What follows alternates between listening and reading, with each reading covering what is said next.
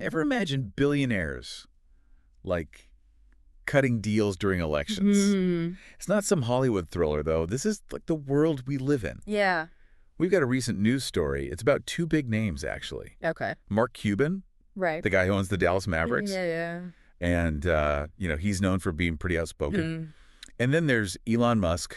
Tesla and SpaceX. Yeah, exactly, the innovator. Right. And they're talking about, well, you guessed it, Donald Trump. What happens when political support gets, like, transactional? Interesting. Buckle up, because today's deep dive is all about billionaire power plays. Okay. So this article, right? Yeah. Cuban just comes right out and gives this, like, really blunt warning to Musk about Trump. Uh-huh. He's like, don't expect any favors in return. Yeah. And he even goes on to compare supporting Trump to, like, making a deal with the devil. Mm-hmm. You might get what you want at the start, but then what? Right. Is there, like, a hidden cost, a long game being played here? What do you think about that? Well, it's really interesting what Cuban's saying because it kind of reflects a pattern we've seen with Trump, right? And it's not just about this election cycle either. Like you said, is there a longer game being played here? This is bigger than that.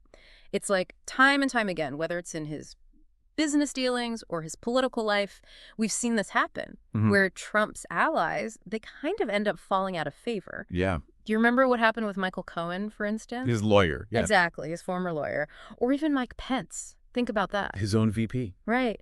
Loyalty, it seems to be a one-way street. It's so interesting you bring that up because it's not just about, these billionaires, these super powerful people. These are dynamics and ways of operating and wielding power that we see all the time, maybe even on a smaller scale in our own lives. Absolutely. How do you think this applies to, to the average person? Well, just understanding this dynamic, right?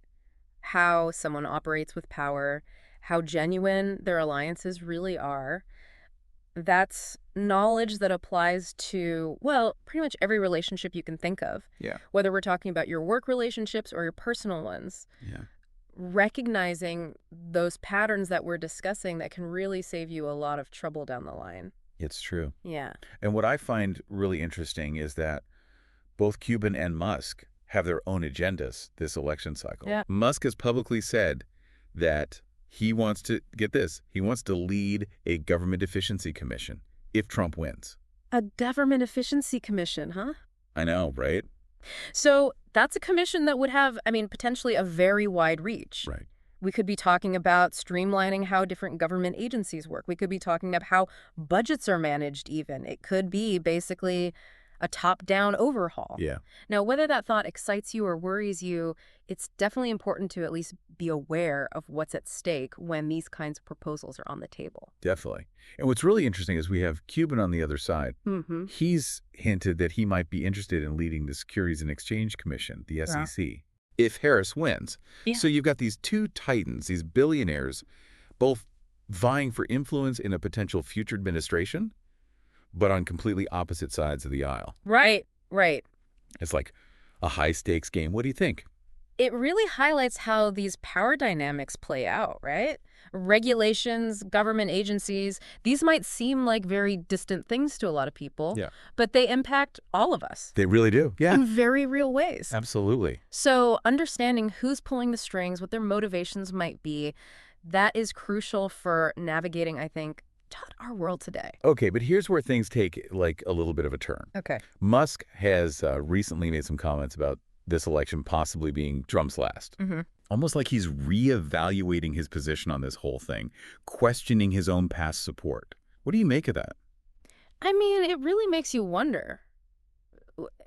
Is this like a genuine change of heart, or is there something else going on beneath the surface? It just raises some really fascinating questions about the nature of loyalty, especially in a world where personal gain often seems to, like, take precedence over everything else. Yeah.